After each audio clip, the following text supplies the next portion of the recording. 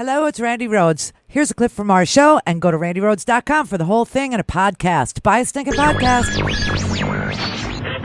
Mary had a little man. The fall. We believe that all men are created equal. To the magnificent mosaic that is America. From radio beacon to radio beacon.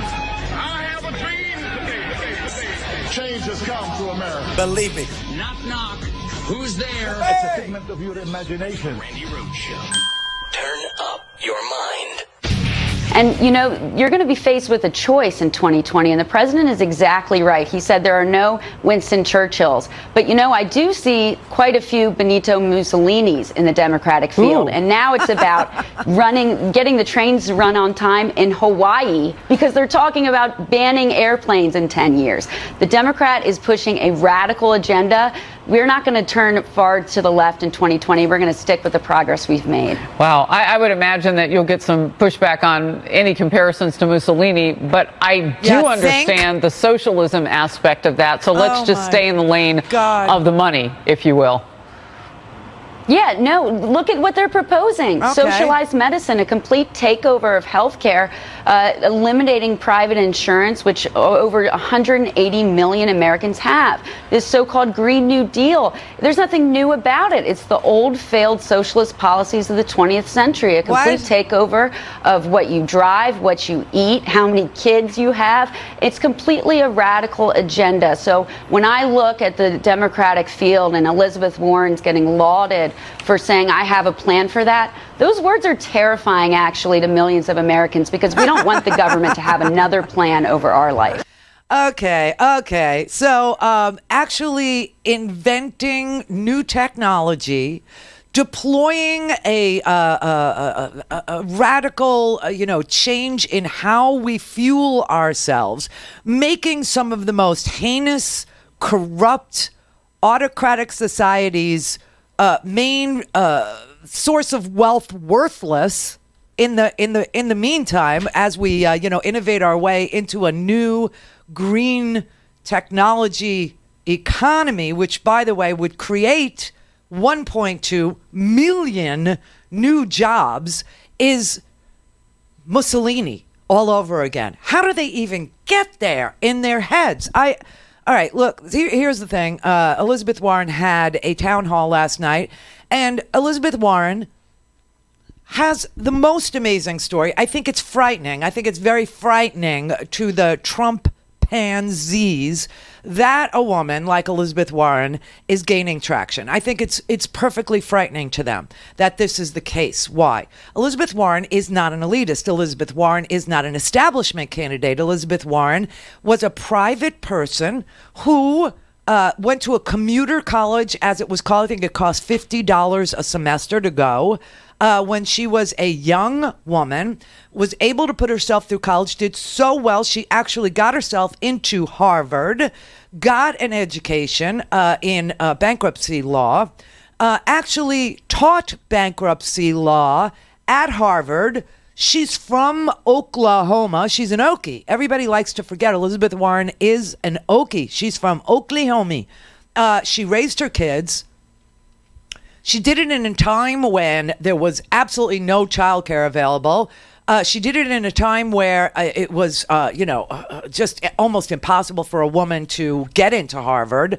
And she was then appointed by the Obama administration because she saw what a fixed, rigged system bankruptcy was for individuals. And yet for guys like Donald Trump, they could exploit it to their benefit. They could, create these deductions for themselves and keep borrowing money from banks, even though they had 5, 6 bankruptcies on their records. But that was not available to the little guys. So she was actually tapped by Obama to create and head up a consumer protection agency to protect homeowners from exactly what Republicans do to small people, to the little people in bankruptcy, right?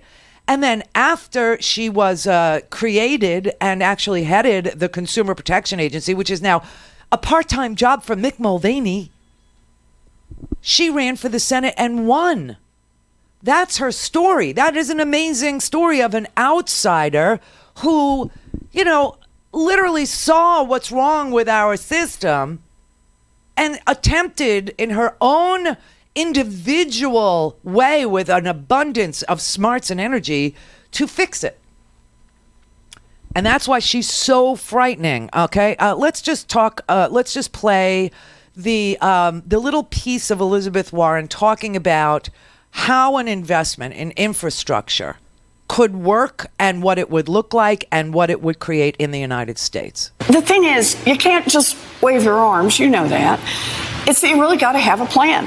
And I do have a plan on this. So here's how it starts. I'm looking to make about 1.2 million new jobs. New jobs that are good jobs, that are jobs in manufacturing, that are going to be good union jobs, the kind of jobs on which people can build a future. And here's the idea behind it.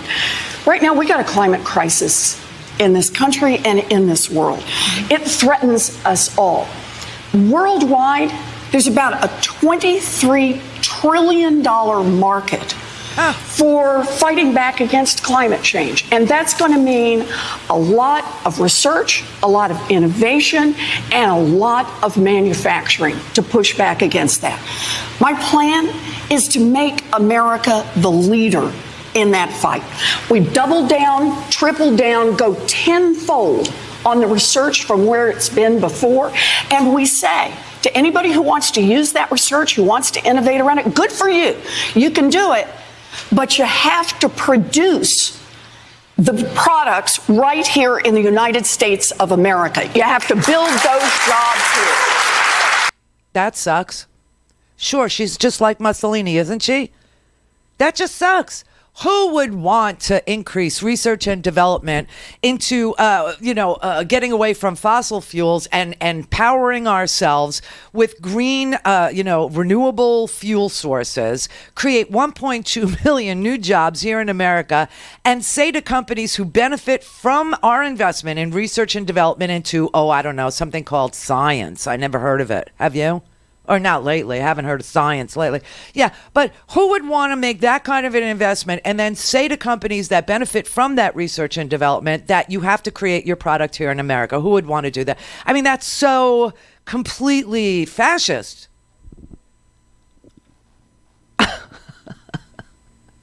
Here's a little more on it. One more part is a commitment to spend about $1.5 trillion in making our federal government go green.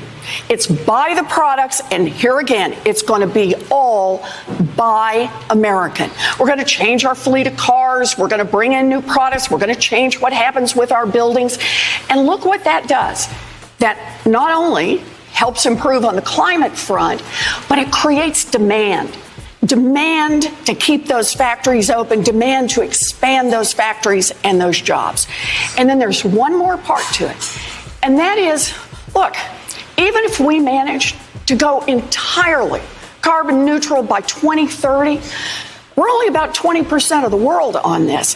There's another 80%.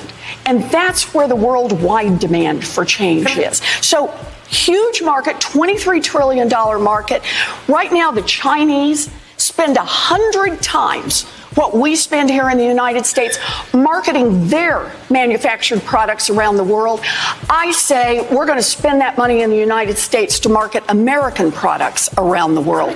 That's how we're going to produce these jobs. Yeah, no. It just sucks. That blows. Go to RandiRhodes.com for the whole thing and a podcast. Buy a stinking podcast.